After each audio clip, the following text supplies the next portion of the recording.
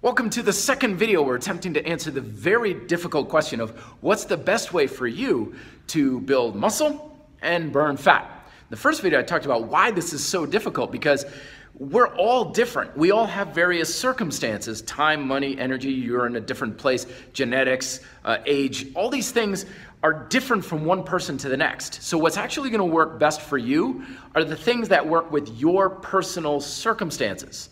So the practical application that we're trying to answer today is, how do you do that? Well, this is the question I was asking myself when I was writing my first book, Fitness Independence, and I was like, what is the variables we need? Like, forget methods, forget what's the best workout, exercise, diet, who cares? What are the principles that everybody must adhere to get it? And then you can use whatever methods you want and get the results you want because you can be flexible in those methods around your circumstances. What I realized is that there are what I call my 5 Delta principles. These are the 5 things that ensure your success. Everybody who ever succeeds has these 5 things. And people who struggle, they're always missing at least one of these things. So your mission to know what's best for building muscle, burning fat, and any other aspect of success is to use whatever methods you like, modify them however you see fit, in order to satisfy those 5 principles around your circumstances. If you can do that, that's what's going to be best. Let's explore this a little more so you know kind of how this applies. The first 2 foundational principles, consistency and emotional involvement, content, as Bruce Lee liked to call it. So there's no way I can use it reliably enough to say that's what I do to stay in shape. It's a lot of fun. Yes, it's a good workout when I get to it. Now, on the other hand, push-ups, pull-ups, and things like that, oh yeah, I could do that every single day. Doesn't mean I do, but I can rely on it. So that means it's going to help me satisfy consistency.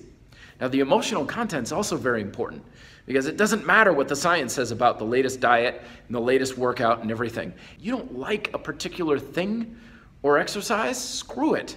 And do something else. If you haven't, it's like, well, the science says this isn't as effective. If you're not gonna do it, it's not as effective. But if you're saying, I love hiking or whatever, it's like, but it doesn't burn as many calories a minute. So what? If you're going to do it a lot more because you enjoy it, you will burn a lot more. So do things that you can consistently do that you at least have some enjoyment, or at least you don't emotionally repel away from. The second 2 elements, progression and knowledge, skill, if you will.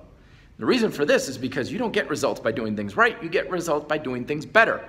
So that's why I'm always saying, look for ways to improve your habits. Adopt things that are somewhat skill-based. Cooking is skill-based.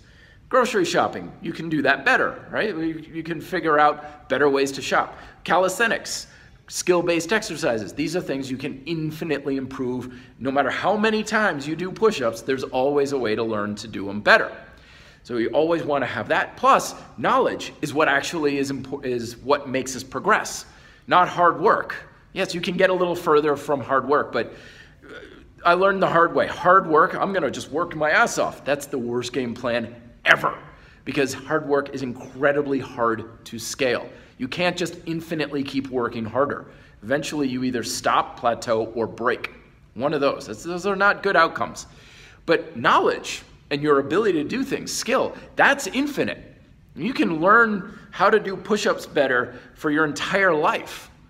So having the ability, the eye on progression, and how do I keep doing this better, and learning about something, that's what's going to actually be more responsible for your results than anything else.